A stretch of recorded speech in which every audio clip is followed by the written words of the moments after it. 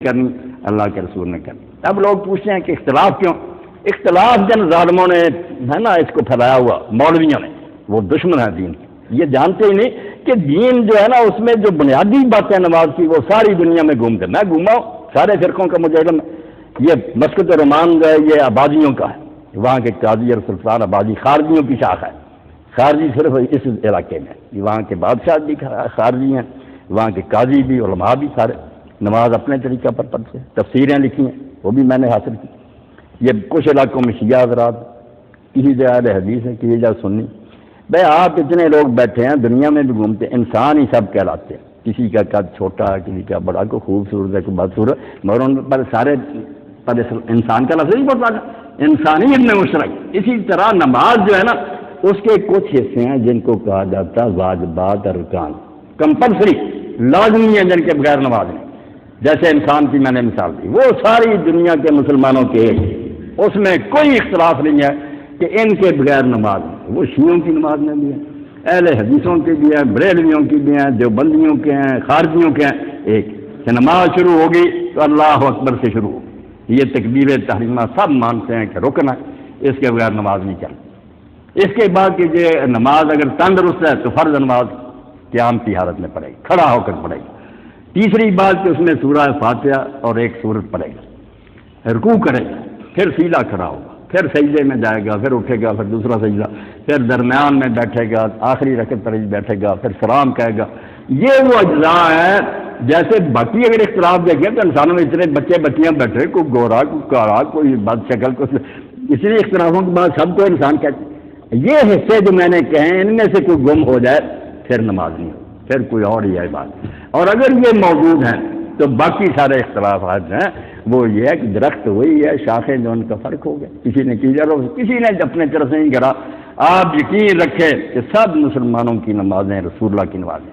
میں گارنٹی دیتا ہوں، بالکل جھوٹ بولتے ہیں کہ یہ پڑھی ہے نہیں پڑھی.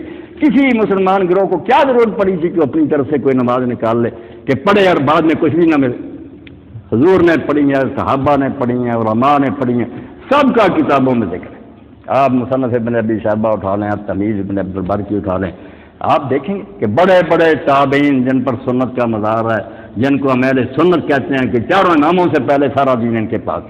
مدینہ میں سعید بن مسیب تھے، کوفہ میں ابراہیم نخعی تھے، بصرہ میں حسن بصری تھے، محمد سارے ہاتھ چھوڑ کر نماز پڑھتے.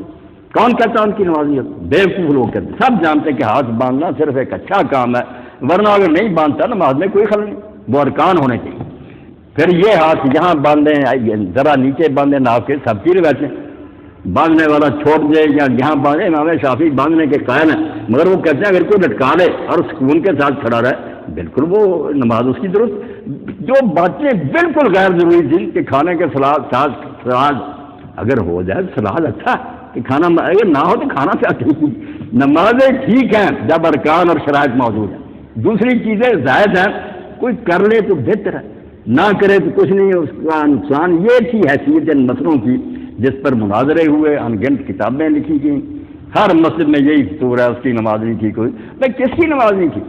کس کو کہو گے کہ وہ اس کے منہ میں آگ دینی تھی؟ اگر کوئی امام کے پیچھے فاتحہ پڑھتا، یہ حضرت عمر پڑھتے تھے، ابو ہریرہ پڑھتے تھے، عبادہ بن صامت، اتنے چوٹی کے لوگ.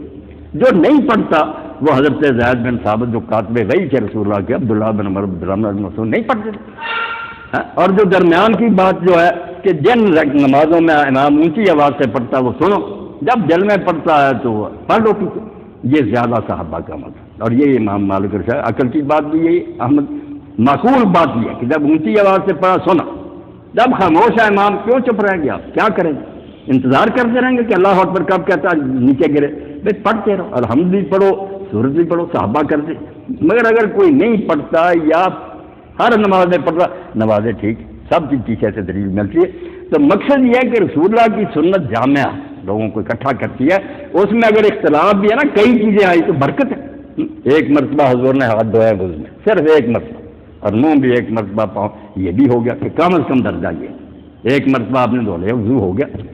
اگر 2 مرتبہ دھویا درمیانہ، تیسرا آخری، تیسرے کے بعد جو ہے وہ پانی ضائع کرے. یعنی تینوں کام کر کے پیغمبر خدا نے دکھا دیے. اب صرف لوگ 3 پر ہی جمے ہوئے. آپ صحیح بخاری اور مسلم میں اللہ کے رسول نے تو برکت والا دین دیا کہ اگر دھل گیا اچھی طرح تو ایک مرتبہ پانی کافی.